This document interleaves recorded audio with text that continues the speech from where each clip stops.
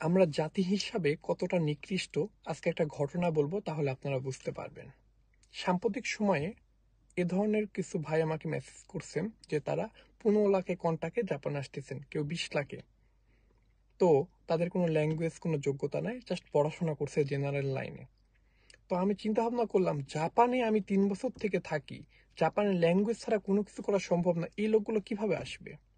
এরপর আমি অনেক সিনিয়রদের সাথে কথাবার্তা বললাম, বা এই ধরনের কোনো কোম্পানির সাথে কথাবার্তা বললাম। বলার পর এই বিষয়ে নিশ্চিত হলাম যে তারা কিভাবে আসতেছে জাপানে। তাদের সিস্টেম, কোনো একটা দালাল তাদের কাছে 20 লাখ টাকা কন্ট্যাক্ট করছে, কেউ আবার 15 লাখ টাকা কন্ট্যাক্টে জাপানে আসতেছে। ধরে নেন আমি জাপানে একটা কোম্পানি খুললাম, এখানে জাপানিজ টাকায় 50 লাখ টাকা খরচ হবে। একটা ধরনের একটা রেস্টুরেন্ট দিয়ে দিলাম বা এই ধরনের কিছু, 50 লাখ টাকা খরচ হবে। এতে বাংলাদেশি টাকায় প্রায় 40 বা 35 লাখ টাকার মতো। তো আমি ওই রেস্টুরেন্টে 5টা লোক নিতে পারবো। 5টা লোকের সাথে যদি আমি 20 লাখ করে কন্ট্যাক্ট করি, বাংলাদেশে আমার 1 কোটি টাকা হচ্ছে, জাপানিজ টাকা প্রায় 1,30,00,000 টাকার মতো।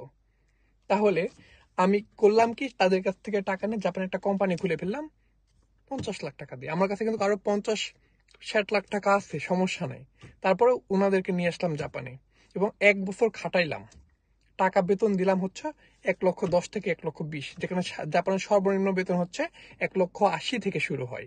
তাদেরকে দিলাম হচ্ছে 1,10,00,000 থেকে 1,20,00,000, এবং 1 বছর পর তাদের টাকা কিন্তু তাদেরকে দিলাম। বাদ বাকি আমার একটা কোম্পানি তো তৈরি হয়ে গেছে, একটা রেস্টুরেন্ট তৈরি হয়ে গেছে, তাদের টাকা তাদেরকে দিয়ে 1 বছর পর বললাম তোমার সাথে কন্ট্যাক্ট শেষ, তুমি বাই বাই হও। এই লোকগুলা ল্যাঙ্গুয়েজ পারে না, অন্য কোথায় জব করতে যাবে? ডিপ্রেশনের অভাবে জাপানে এইভাবে অনেক লোক মারা যাচ্ছে। সো ভাই, আপনাদের কাছে রিকোয়েস্ট থাকলো, জাপানে আমি থাকি বা যারাই থাকবেন দেখবেন একই কথা বলবে, জাপানের ল্যাঙ্গুয়েজ ছাড়া জাপানে আসবেন না। জাপানে দালাল ধরে জাপানে আসবেন না, কারণ জাপান ওমান বা ওই ধরনের কোনো কান্ট্রি না। জাপানে সঠিক পর্যায় ছাড়া, সঠিক সিস্টেম ছাড়া কোনো কিছু সম্ভব না।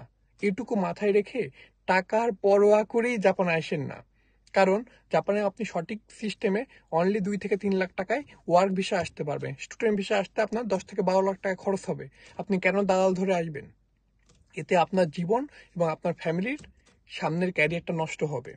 সো ডিসিশন নেওয়ার আগে সাবধান, এই ধরনের দালাল বা চিটারের খপ্পরে পড়বেন না। ধন্যবাদ সকলকে।